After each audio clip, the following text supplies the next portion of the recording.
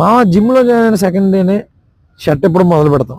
మిర్రర్లో మనకు కనిపించే ఫస్ట్ మజిలే చెస్ట్ మజిల్. ఈ చెస్ట్ మజిల్ గ్రోత్ కోసం నేను 3 వర్కౌట్స్ చెప్తాను, రాసుకో.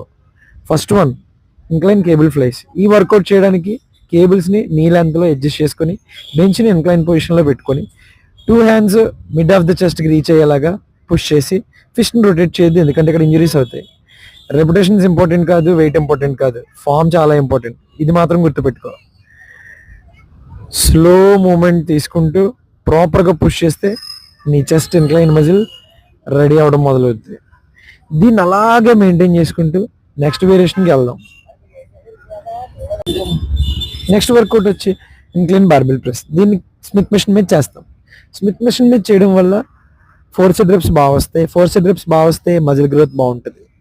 సో జిమ్లో ఏ వర్కౌట్కైనా ఇంపార్టెంట్ ఫామ్. నువ్వు ఎంత వెయిట్ వేసావు, ఎన్ని రెప్స్ చేసావు అన్న దానికన్నా ఫామ్ని సెట్ కంప్లీట్ అయ్యేంత వరకు ఎంత ప్రాపర్గా పర్ఫామ్ చేసావు అన్నదే ఇంపార్టెంట్. సో బార్బెల్ని స్లోగా చెస్ట్కి టచ్ చేయి, అలాగే సేమ్ డైరెక్షన్లో పుష్ చేయి. 6 to 8 or 8 to 12 రెప్స్ చేయి. సో ఇంక్లైన్ చెస్ట్ అనేది ఇంకొక స్టెప్ గ్రోతింగ్కి దగ్గరగా ఉన్నట్టే. మన నెక్స్ట్ వేరియేషన్ వచ్చి ఇంక్లైన్ డంబెల్ ప్రెస్. యూజువల్గా జిమ్లో ఏ కోచ్ని అడిగినా అన్న నాది ఈరోజు చెస్ట్ షెడ్యూల్ అనగానే చెప్తాడు. బట్ వర్కౌట్ చేయడం కన్నా డంబెల్స్ని చెస్ట్కి రీచ్ చేయడం ఇంపార్టెంట్. సో చెస్ట్కి రీచ్ అవ్వాలంటే మన ట్రూ థైస్ని సపోర్ట్ తీసుకొని డంబెల్స్ని థైస్తో పుష్ చేస్తే చెస్ట్ పొజిషన్కి తీసుకురావాలి. తీసుకొచ్చి అప్పుడు 2 డంబెల్స్ని కొంచెం స్లాష్ పొజిషన్లో పెట్టి పుష్ చేయాలి.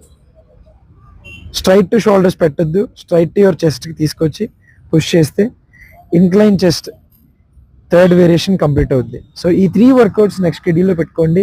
అల్టిమేట్ గ్రోత్ మీ చెస్ట్ మజిల్లో చూడండి. సబ్స్క్రైబ్.